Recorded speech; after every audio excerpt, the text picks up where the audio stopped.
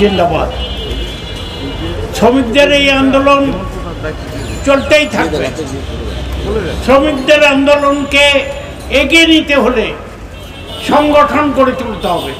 এই সমাজে অধিকাংশ মানুষ শ্রমিক, কৃষক, ছাত্র, মধ্যবিত্ত, মেহনতি জনতা, শতকরা 98 জন। তাদের সংগঠন না থাকার কারণে এইসব লোকগুলো আবার আওয়ামী লীগ, বিএনপি, জাতীয় পার্টি, জামাতের মতো শোষক শ্রেণীর সংগঠন করে। অতএব শ্রমজীবী জনগণকে ঐক্যবদ্ধ হতে হবে, লড়াই করতে হবে, সংগঠন গড়ে তুলতে হবে। এটা পরিষ্কার। আমাদের শ্রমিক, কৃষক, সাধারণ মানুষরা বলে যে আমরা ওই সব কিছু বুঝি না, রাজনীতি বুঝি না, আমরা পেট নীতি করি। আরে পেট নীতির জন্যই তো আপনার রাজনীতি করতে হবে। ক্ষমতায় রাখবেন বড় লোককে, আর আপনি চাল, রুটি, অন্যান্য দ্রব্যের দাম কমাতে চাইবেন, এটা তো হবে না। অতএব আপনার অধিকার প্রতিষ্ঠা করতে গেলে আপনার রাষ্ট্র দরকার, আপনার সরকার দরকার, আপনার অধিকার দরকার। আজকে যে কল কারখানাগুলো বন্ধ অনেক সময়, সেগুলো চলে না, কিন্তু মজুরিও ঠিক মতো দেওয়া হয় না।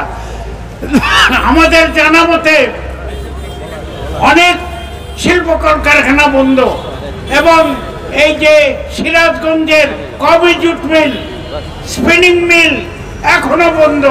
শত শত শ্রমিক ছাঁটাই, তাদের চাকরি নাই। আমরা দাবি করেছিলাম ঈদের আগেই, পয়লা মের আগেই এবং আগামী যে ঈদ এর আগেই শ্রমিকদের সব বকেয়া মজুরি দেওয়া হোক, শ্রমিকদের অধিকার প্রতিষ্ঠিত করা হোক, পার্মানেন্ট করা হোক, 25,000 টাকা মজুরি দেওয়া হোক। এই সব অধিকার মালিক পক্ষ মানেনি, সরকারও মানেনি। এই মালিক শোষক শ্রেণীর সরকার শ্রমিকদের স্বার্থ দেখে না, মালিকদেরই দেখে। তারা মুসলিমীয় শতকরা 2 জন, কিন্তু শ্রমিক, কৃষক, ছাত্র, যুব, মেহনতি জনতা, মধ্যবিত্ত জনতা হলো 98 জন। আমরা তাই চাই, একদিকে যেরকম আমরা লড়বো, লড়াই করে অধিকার প্রতিষ্ঠা করব, অন্যদিকে এই লড়াইকে আমাদের রাষ্ট্র ক্ষমতা দখলের লড়াই নিয়ে যেতে হবে। যতদিন আমরা গরিব মানুষ, শ্রমিক, কৃষক, সাধারণ মানুষ ও রাষ্ট্র ক্ষমতায় যেতে না পারবো, ততদিন আমাদের অধিকার প্রতিষ্ঠা হবে না। এই ভারতীয় আধিপত্য